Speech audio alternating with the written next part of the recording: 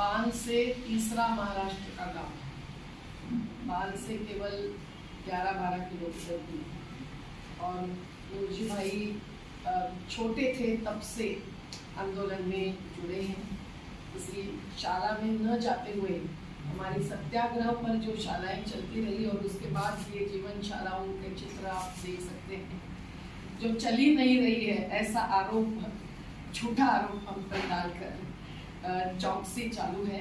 हम सहयोग दे रहे हैं, लेकिन ऐसे ही शालाओं से मुझे जैसे बच्चे युवा हो गए।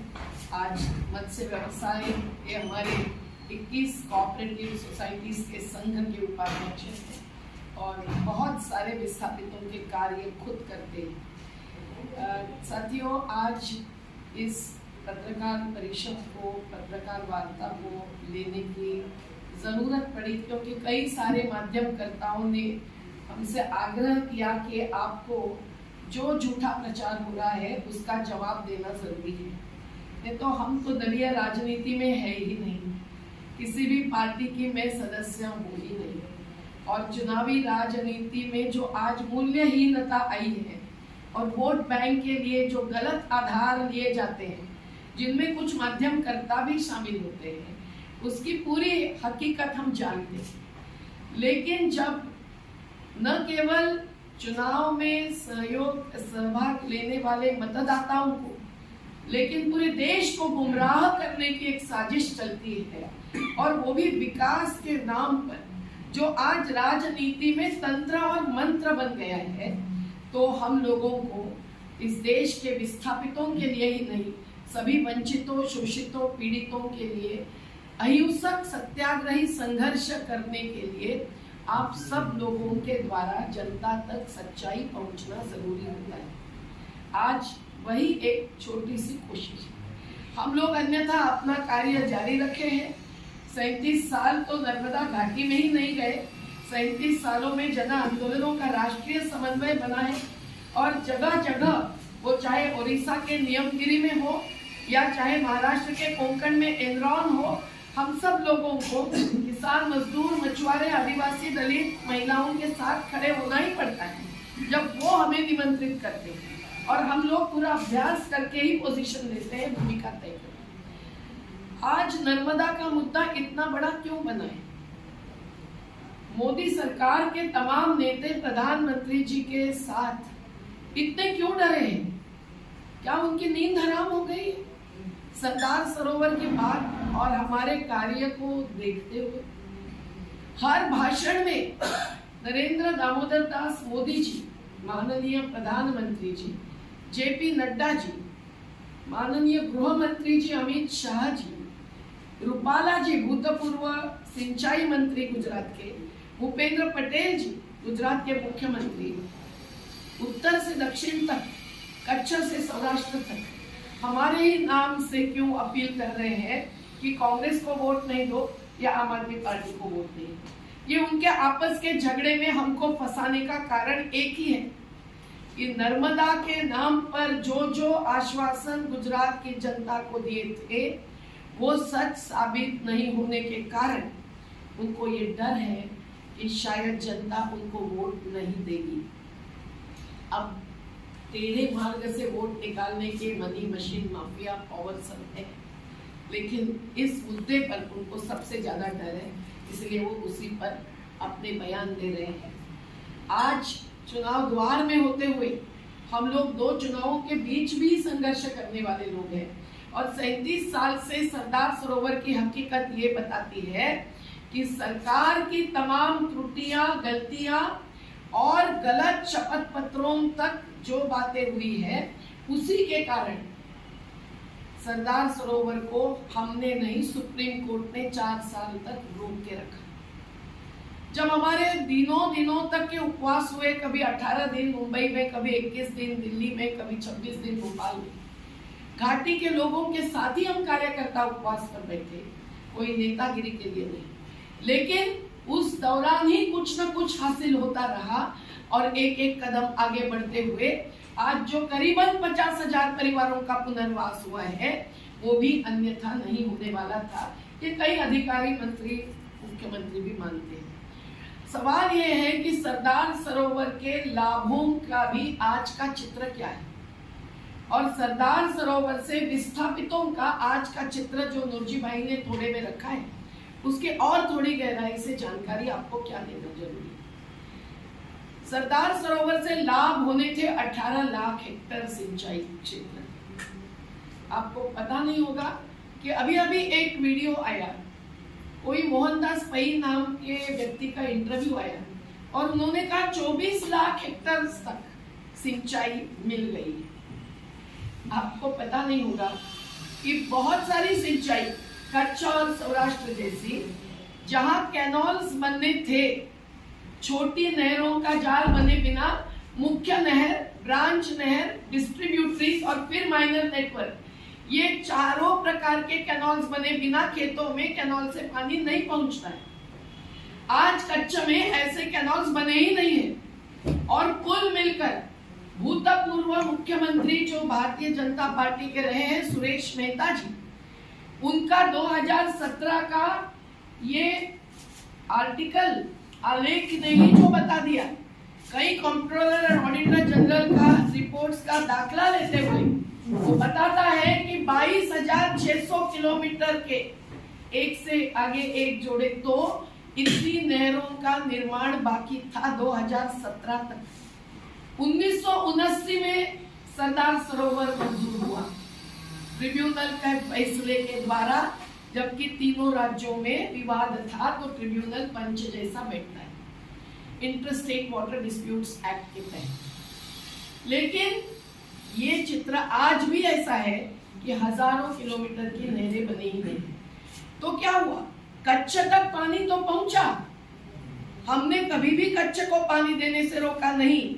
जब रूपाला जी खुद इरिगेशन मिनिस्टर थे गुजरात के, तब उन्हीं का एक बयान आया था कि एक्सप्रेस कैनाल बना दो, पहले कच्छ और सौराष्ट्र को पानी पहुंचो फिर बाकी जिलों को। हमने तत्काल उसका समर्थन किया। लेकिन कच्छ में पहुंचा हुआ पानी जब अडानी के 4 बंदरगाहों को मिला, कच्छ में पहुंचा हुआ पानी जबकि जिंदाल को मिला, जबकि एसीजेड अडानी का है एक स्पेशल इकोनॉमिक जोन, उसको मिला। फॉर्चून अडानी की कंपनी विरमा के साथ एडिबल ऑयल की है, उसको मिला। वेल्सपन की स्टील कंपनी को मिला, मैन इंडस्ट्रीज को मिला, सभी को मिला और कुछ शहरों को मिला क्योंकि वो पाइपलाइन से संभव था। लेकिन किसानों तक पानी नहीं पहुंचा। अभी अभी चुनाव घोषित होते हुए प्रधानमंत्री जी ने जो उद्घाटन किया वो बहुत ही अच्छा उद्घाटन लगा था कच्छ के लोगों को कि अब तो पानी आएगा खेतों तक, क्योंकि कच्छ की ब्रांच कैनाल से निकली हुई मांडवी ब्रांच का ये उद्घाटन था। लेकिन 24 घंटे में वो कैनाल टूट गई। सौराष्ट्र में भी आप देखेंगे छोटी छोटी माइनर नहरें बनने से क्या हुआ है, टूट फूट सबसे अधिक। इसीलिए किसानों को ब्रांच कैनाल से बड़े कैनाल जो होते हैं उससे डीजल पंप लगाकर पानी निकाल कर लेना पड़ता है खुद के खर्चे से। कुछ किसानों ने हमको बताया 2,000 रुपए महीने तक का खर्च आता है और कुछ किसानों को फिर 1-2 किलोमीटर दूर कुछ तालाब बनाकर उसमें वो पानी भरना पड़ता है। ये सब कैनाल इरिगेशन नहीं है, जबकि इसके आंकड़े सम्मिलित करके बताते हैं गुजरात के राजनेता कि हमने पूरे गुजरात को सिंचाई दे दी और हरा भरा किया।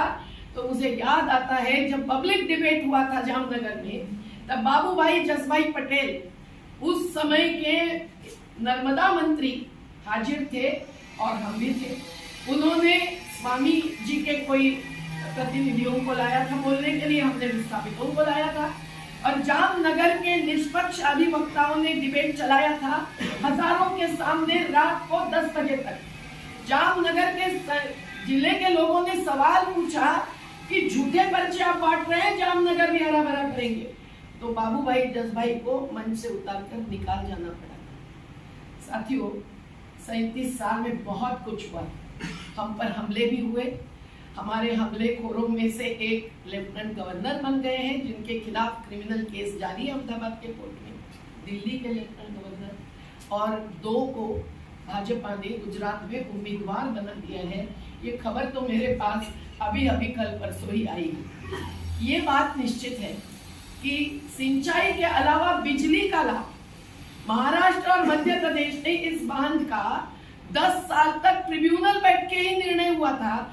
उस ट्रिब्यूनल के सामने इस बांध का पूरा विरोध किया था। तो अगर विकास विरोधी कोई है तो उनको पहले कहना चाहिए। इसमें कौन कौन नहीं थे? मध्य प्रदेश में जनसंघ और कांग्रेस ने मिलकर विरोध किया था, जिस जनसंघ से ही भारतीय जनता पार्टी बनी। और इसलिए किया था क्योंकि मध्य प्रदेश का ही सबसे ज्यादा विस्थापन 193 गांवों का, और उनको देने के लिए जमीन नहीं थी। ट्रिब्यूनल ने फैसले में कहा जमीन के बदले जमीन किसको देनी पड़ेगी, क्या क्या देना पड़ेगा, लेकिन भूमिहीनों की बात नहीं की। वो सब हमको लड़कर कुम्हार, केवट, नावड़ी वाले, आदिवासी वनोपज जीने वाले, दुकानदार, व्यापारी, कारीगर, मछुआरे, सबके लाभ हमको कोर्ट की कानूनी और मैदानी लड़ाई से लेने पड़े। लेकिन मैं ये कह रही हूँ कि किसी इंटरव्यूज में आज सरदार सरोवर से बिजली चमका दी गई, ये जब कहा जाता है तब हंसे कि रोए आप तय कीजिए। मध्य प्रदेश आज बिजली नहीं मिल रही है, इसलिए 900 करोड़ की मांग कर रहा है। ये भीख नहीं है, पर गुजरात से मांग कर रहा है जो गुजरात दे नहीं रहा है, इसीलिए आर्बिट्रेशन चल रहा है। महाराष्ट्र ने भी 450 करोड़ की मांग की है, इसके सब पुरावे हमारे पास है। और इसीलिए 2019 को सुप्रीम कोर्ट ने हमारे केस में 2000 से अलग अलग जो जजमेंट्स दिए हैं उसमें पुनर्वास और पर्यावरणीय कार्य की कुछ शर्तें डाली। लेकिन 2019 में बांध पूरा होने के बाद उन्होंने कहा चारों मुख्यमंत्रियों ने बैठकर पहले इस बात पर निर्णय लेना चाहिए कि जब पुनर्वास न होते हुए डूब लाई गई थी क्या, और अगर हाँ तो फिर पुनर्वास कैसे होगा, इसका आयोजन होना चाहिए। आज तक ये आयोजन नहीं हुआ है और एक झूठ प्रस्ताव उद्धव ठाकरे जी अकेले रहे, जिन्होंने महाराष्ट्र की तरफ से ऑनलाइन मीटिंग में हमारी पूरी बात सुनकर, सरकार की बात सुनकर, अभ्यास करके डॉक्यूमेंट्स का कहा कि मैं सत्य बोलूंगा, सत्य के सिवाय कुछ नहीं बोलूंगा, और उसके अनुसार पुनर्वास बाकी है। आज आप देखेंगे तो महाराष्ट्र की ये सूची है, अधिकृत सूची है, 196 परिवारों को आज भी पुनर्वास का क्या क्या बाकी है, और 3500 से ज्यादा परिवार महाराष्ट्र में पुनर्वसित है। लेकिन आज ये सूची है कि वसाहतों में क्या क्या कार्य बाकी है। इसके लिए भी गुजरात पैसा नहीं दे रहा है, तो बिजली की भरपाई महाराष्ट्र और मध्य प्रदेश की कहाँ हो रही है। तो एकमात्र लाभ जो महाराष्ट्र मध्य प्रदेश को मिलना था वो भी गुजरात नहीं दे रही है, और इसीलिए पैसे की लेन देन अगर करनी थी तो फिर बांध की क्या जरूरत थी। एक भी बूंद पर महाराष्ट्र और मध्य प्रदेश को सरदार सरोवर से पानी पर हक नहीं है। ये कैसा फैसला आया? जब मोरारजी देसाई प्रधानमंत्री बने तब फैसला आया तत्काल, और नरेंद्र मोदी जी प्रधानमंत्री बने तब बांध पूरा करने का निर्णय सुप्रीम कोर्ट के फैसलों को, ट्रिब्यूनल का अवार्ड जिसको कानून माना जाता है, उसको नजरअंदाज करके गैर कानूनी रूप से जलाशय भरने का फैसला लिया गया। हमको उपवास करने पड़े, जल सत्याग्रह करना पड़ा। आखिर 2019 में जब डूब लाई गई तब भी 32,000 परिवार मध्य प्रदेश के गांव में बसे हुए थे, ये हमने सर्वेक्षण से बताया। आज उनमें से कुछ हजार परिवार बाकी है जिनको सुप्रीम कोर्ट ने जमीन नहीं दी तो 60 लाख रुपया मंजूर किया, हमारी याचिका। एक एक लाभ लेते लेते अभी भी जब कुछ हजार परिवार बाकी है तो सुप्रीम कोर्ट के फैसले और कानून के अनुसार पुनर्वास के बिना डूबना मंजूर है। इसके लिए अगर हम लड़े तो क्या गलत है? विस्थापितों के लिए चल रही लड़ाई क्या बुराई है? और विस्थापितों का हक आदिवासियों का ही नहीं, अति उपजाऊ जमीन पर बैठे हुए 1000 से 3000 तक घरों के गांव भी डूब में आए हैं। आज भी गांव में कुछ कुछ परिवार बचे हैं, संघर्ष जारी है। मछुआरों को अधिकार मिला है पर जलाशय पर अधिकार मध्य प्रदेश में नहीं मिला, महाराष्ट्र में मिला, वगैरह वगैरह। मैं यही कहना चाहती हूँ कि न लाभ सही साबित हुए हैं, न पुनर्वास पूरा हो चुका है। ये देखते हुए हम लोगों को सवाल उठाने पड़े हैं और सुप्रीम कोर्ट को भी हर बार फैसला देना पड़ा है कि ट्रिब्यूनल का पालन होना चाहिए और हर आदेश का पालन होना चाहिए। और आज विकास के नाम पर विस्थापन जो देश में सभी आदिवासियों पर, प्रकृति पर जीने वाले समुदायों पर थोपा जाता है, उसके खिलाफ हर जगह उड़ीसा, झारखंड, छत्तीसगढ़, कोई भी पार्टी कहीं भी सत्ता में हो, संघर्ष जारी है। तो हम लोग उनके साथ खड़े होना हमारा फर्ज मानते हैं। एक बात और कि इस बांध की लागत थी 4,200 करोड़, अब खर्चा बता रहे हैं 60,000 करोड़। क्या लाभ हानि का ब्यौरा बदलने के बाद कभी भी हानि और लाभ का बेनिफिट कॉस्ट रेशो फिर से रिव्यू किया जाता है? मैं तो वर्ल्ड कमीशन ऑन डैम्स की कमिश्नर थी। हम 12 कमिश्नर्स, इसमें अमेरिका, चाइना के, दक्षिण अफ्रीका के और भारत के एलसी जैन साहब जैसे इकोनॉमिस्ट, हम सब कमिश्नर्स थे। हमने दुनिया के बड़े बांधों का अभ्यास किया। आज तो अमेरिका ने 1000 बांधों को तोड़कर नदियों को खुला कर दिया। नदियों को अविरल बहने दो, ये नारा केवल नहीं है गंगा का, ये जरूरत आर्थिक दृष्टि से लाभ हानि का हिसाब लेकर भी हर देश आज मंजूर करता जा रहा है। यूरोपियन देशों ने 4000 से ज्यादा बांध तोड़ दिए हैं। महाराष्ट्र ही नहीं, मध्य प्रदेश ही नहीं, भारत में भी चाइना के नीचे नीचे हजारों बांध बने। उन तमाम बांधों का विरोध हमने थोड़ा किया, पर उन बांधों का आज अगर आप हिसाब लगाना चाहेंगे तो आपको मालूम पड़ेगा, जो बहुत सारे कंट्रोलर एंड ऑडिटर जनरल्स के रिपोर्ट्स में, तो बहुत सारे एनजीओस के रिपोर्ट्स में, सरकारी रिपोर्ट्स में है कि लाभ सही नहीं उतरते हैं और संघर्ष के बिना विस्थापितों का पुनर्वास नहीं होता। पर्यावरणीय असर भी हमारा मुद्दा है, क्योंकि बड़े बांधों से ही ग्रीन हाउस गैसेस सबसे अधिक भारत में निर्माण होते हैं, ये अंतरराष्ट्रीय हिसाब है। लेकिन आज जो अन्य असर है उसमें गुजरात की सोचिए, बीचेवास में बांध के 151 किलोमीटर नर्मदा बहती है, उसमें 2013 से जो पानी घुसा वो 60 से 80 किलोमीटर अंदर आया नर्मदा में, समुद्र का, क्योंकि दैट इज सी इनग्रेस। हमने जब ये कहा था कि ऐसा होगा, तब इन्होंने कहा था कि हम पुरस्कार के लिए मुद्दा उठाते हैं, जो 30 साल के बाद होगा वो आज हम क्यों लाते हैं। लेकिन आखिर उनको इंटरनेशनल एक्सपर्ट को लाना पड़ा और उन्होंने कहा कि इतना इतना पानी नीचे छोड़ना पड़ेगा, जो नहीं छोड़ा जाता है। इसलिए 6000 फिश वर्कर्स, मछुआरे और अंकलेश्वर, भरूच के किनारे किनारे के भूजल पर आधारित खेती है और छोटे छोटे गांव या बस्तियां, ये आज सूखा और बाढ़ का चक्र जो नर्मदा में आ रहा है वो भुगत रहे। और जब सूखा होता है तब नर्मदा के नदी में पानी कम रहने से प्रदूषण कितना बढ़ता है। आज हमारे पास टेस्ट रिपोर्ट है मुंबई के परीक्षण करने वाली लेबोरेटरी की कि नर्मदा का पानी पीने लायक नहीं है। आज इसीलिए मल्टी स्पेशलिटी हॉस्पिटल्स बन रहे हैं, उसमें शहर की गंदगी जा रही है, सीवेज ट्रीटमेंट प्लांट्स नहीं लग रहे हैं, उसमें उद्योगों का एफ्लुएंट्स, अवशिष्ट पदार्थ छोड़ना जारी है। ये सब की हकीकत कौन देख रहा है? किसी का ध्यान नहीं है। हम ही लोगों को नर्मदा बचाओ, मानव बचाओ, दोनों को बचाने के लिए संघर्ष करना पड़ा है और आगे भी संघर्ष करना पड़ेगा। कहीं ना कहीं ऐसा क्रूज चलाने का मुद्दा आता है कि नर्मदा में क्रूज चलेगा ओंकारेश्वर से केवड़िया, जिसका डीपीआर भी नहीं बनाया है, ये न्यूज है। और एनजीटी में अब केस दाखिल किए हैं कुछ पर्यावरणविदों ने कि ये अगर होगा तो नर्मदा का पानी पीने लायक नहीं रहेगा। आज ही नहीं है, कल की क्या।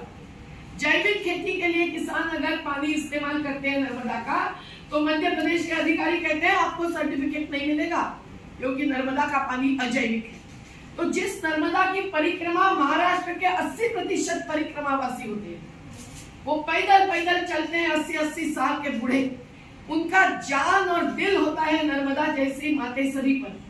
और एक नहीं, सभी नदियों की आज जब ऐसी हालत है तो भूजल भी प्रभावित हुआ है, पानी के लिए तड़पते रहते हैं लोग, नर्मदा ही नहीं नदी के किनारे के भी। और पानी कहाँ जाता है? सरदार सरोवर इसका उत्तम उदाहरण है। मैंने कच्चे की तो बात कही, पर कोका कोला जैसे फैक्ट्री को बहुत सारा पानी जाता है। जो म्यूनिसिपल और इंडस्ट्रियल यूज के लिए सरदार सरोवर का पानी 1.6 मिलियन एकड़ फीट, ये एक यूनिट होता है टीएमसी के अलावा, गुजरात के हिस्से में दिया गया 9 MAF, उसमें से 1.6 MAF municipal and industrial water use के लिए रहा। ये मूल प्लान था, लेकिन प्रत्यक्ष में इंडस्ट्रीज और कॉर्पोरेट्स को दुगुना पानी दिया गया। आज कंपनी बनाई गई है गुजरात में, गुजरात वाटर इंफ्रास्ट्रक्चर लिमिटेड, और जिसके डेटा भी सभी उपलब्ध नहीं होते हैं सूचना के अधिकार के तहत। और ये कंपनियों को ज्यादा पानी देती है, तो लोग जो तड़प रहे हैं, हर गांव से पैसा भी मांगते हैं पानी के लिए।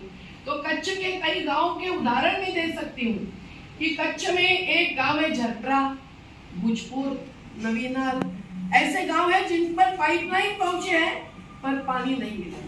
तो कुछ गांवों को पीने का पानी मिला, जिसका हमने विरोध कभी नहीं किया, लेकिन कई गांव आज भी बाकी होते हुए हर घर नल जल, इस प्रकार की घोषणा करना, दावे करना गलत। आखिरी बात, महाराष्ट्र और गुजरात के बीच में एक अवैध अनुबंध, illegal MOU, memorandum of understanding, कैसे बना 2015 में, जबकि ट्रिब्यूनल के फैसले के अनुसार ही तीनों राज्यों में लाभों का बंटवारा है, पानी का बंटवारा है। लेकिन 2015 में कुछ अधिकारियों के हस्ताक्षर से जो MOU बना है, उसकी भी कुछ कॉपीज मैंने तैयार रखी। आपको अगर देखना ही है तो आप देख सकते हैं। ये ट्रिब्यूनल के फैसले के खिलाफ है। ट्रिब्यूनल का फैसला कहता है कि 2024 में ही पुनर्विचार होगा। तो इन्होंने ये आधा पानी, जो नुजी भाई ने बात रखी, गुजरात को देने का अनुबंध एग्रीमेंट कैसे किया, उसके बदले हम उकई का पानी ले लेंगे, ऐसा उनका दावा है। वो तो तापी नदी में आएगा। तो नर्मदा घाटी में 2 ही तहसीलों में 350 से ज्यादा गांव है आदिवासी, उनके ही लोगों ने त्याग किया है, उन गांवों ने त्याग किया है। उनको छोड़कर तापी नदी के खोरे में लाना, ये बिल्कुल ही भंपक योजना है। और आधा पानी गुजरात को देकर उसके बदले लेना, और आधा पानी वो दोनों तहसील छोड़कर सतपुड़ा के नीचे तापी के ही नदी घाटी में लाना, ये एक साजिश है आदिवासियों को वंचित रखने की। इसका विरोध हर ग्राम सभा ने किया है जो प्रभावित अफेक्टेड होने वाली है। आपको ये इसलिए बता रही हूँ कि किस प्रकार से गुजरात लूटता है दूसरे राज्यों को। इसकी चर्चा तो महाराष्ट्र की नई सरकार आने के बाद जो योजनाएं गुजरात चली गई, इसको लेकर हुई, लेकिन नर्मदा पर देखने का यही समय है, क्योंकि केवल चुनावी राजनीति तक ये बातें मंजूर नहीं है, मर्यादित नहीं है। तो ये बहुत लंबे भविष्य का सवाल है। नर्मदा पवित्र नदी मानी जाती है, लेकिन प्रदूषित। सरदार सरोवर सभी को लाभ देके बन गया, 60,000 करोड़ में ये माना जाता है, लेकिन जरूरतमंद हजारों की तादाद में आक्रोशित है। आपको कितने वीडियोस बताऊं कि गुजरात में जब कैनाल का उद्घाटन हुआ, कैनाल टूटा, मोरबी पुल टूटा, उतना नहीं, लेकिन फिर भी बहुत सारा आक्रोश टूटा। और सौनी जैसी नई योजना उद्घाटन किया गया, एक बटन प्रधानमंत्री ने दबाया, एक बटन राष्ट्रपति ने दबाया, वगैरह वगैरह, लेकिन आज भी वो योजना फेल्योर है। आपको कितने उदाहरण दे दें, मैं इतना ही कहूँ कि विकास के नाम पर अंधाधुंधी और मनमानी नहीं हो सकती। विकास सस्टेनेबल एंड जस्ट, निरंतर और न्यायपूर्ण होना चाहिए। प्राकृतिक संसाधन बचाकर होना चाहिए। विकेंद्रित जल नियोजन करते तो 60,000 करोड़ में गुजरात के एक तहसील को कुछ करोड़ रुपया देकर आज तक पानी की व्यवस्था हो जाती, और किसी का लाभ और किसी का नुकसान, इस प्रकार की स्थिति नहीं है। मैं रुककर इतना ही कहूंगी कि आम आदमी पार्टी की न मैं मुख्यमंत्री बनने वाली थी, न बनने वाली हूँ, और कांग्रेस के राहुल गांधी जी के साथ समर्थन देने के लिए हम ही नहीं, बहुत सारे जन संगठन गए, कन्याकुमारी से लेकर अभी मध्य प्रदेश में चल रहे वहां तक क्यों गए? क्योंकि वो संवादशील है। उन्होंने निमंत्रित किया संगठनों को, ऐसा कभी भारतीय जनता पार्टी ने नहीं किया। मध्य प्रदेश के मुख्यमंत्री 15 साल तक बैठे पर भ्रष्टाचार पर भी सुनवाई नहीं की। हमने पूरा 7 साल तक आयोग बनवाया, हाईकोर्ट में केस स्वतः प्लीड की और फिर 1600 फर्जी रजिस्ट्रियां साबित की। आज तक एक पर कार्यवाही नहीं हुई, पर हमने हक ले लिया विस्थापितों का। तो ये सब जो हकीकत है वो संवादशील राजनीति के साथ हम लोग समर्थन देते हैं। कोई भी सत्ता में हो, वो अगर गलती करते हैं तो हम लोग संघर्ष पर उतरते हैं, पर अहिंसा और सत्य के आधार पर संघर्ष करने वाले को ये अर्बन नक्सल कहते हैं। नक्सलाइट्स कभी अर्बन थे, कभी शहर में रहकर शहर में संघर्ष करते थे। नक्सलवाद क्या है ये भी उनको पता नहीं है। आज अगर भूमि के लिए जंगल के नियम बदल रहे हैं 1980 के कानून के, ताकि पेशा कानून भी बाजू में, संविधान बाजू में, दिल्ली में बैठकर जंगल दे सकते हैं कंपनियों को, ग्राम सभा को पूछना जरूरी नहीं होगा। ऐसा प्रस्ताव संसद के सामने है, 12 अगस्त से डाला हुआ। अगर ये मंजूर होता है तो लाखों लाखों आदिवासी उजाड़े जाएंगे और जंगल खत्म होता है तो ऑक्सीजन आपको भी नहीं मिलेगा। वन है तो जीवन है। ये सब बातों पर अगर हम आग्रही हैं तो हम तो खुद को सत्याग्रही मानते हैं और इसके खिलाफ जो कानून लाते हैं, बदलते हैं, किसान आंदोलन को हमको झुकाना पड़ता है उनको, और श्रमिक कानूनों को वो वापस लेते हैं। तो ये सब राजनीतिक खेल है और कंपनियां और राजनेताओं का जो गठबंधन है उसका ये नतीजा होता है। वो चुनाव में डर के मारे वो हमारे जैसे को ही लक्ष्य बनाते हैं। आप सब लोग सच्चाई जानिए और गहराई में अध्ययन करना है, आपका स्वागत है। चलिए हम जाएंगे उन गाँव में जिनका मैं जिक्र कर रही हूँ। चलिए घाटी में, मैं आपको गांव-गांव के लोगों से मिलवा दूंगी, पर ये कभी नहीं होता है। और माध्यमों के आधार पर, जिसको वर्चुअल कहते हैं, जो भ्रामक प्रचार प्रसार होता है, इसके लिए आज के जैसी वार्ता रखना हमें जरूरी है। मैंने ज़्यादा समय लिया होगा, आप इसको लिखे न लिखें, आपके दिल और दिमाग में सच्चाई समझेंगे तो हमें विश्वास है कि बहुत सारे 37 सालों से हमारे साथ रहे माध्यमकर्ताओं के जैसे आप भी सच्चाई को उजागर कर सकेंगे। केवल चुनाव तक ही नहीं, उसके पार भी ये मुद्दा अहम, जिन्हें मरने का मुद्दा है।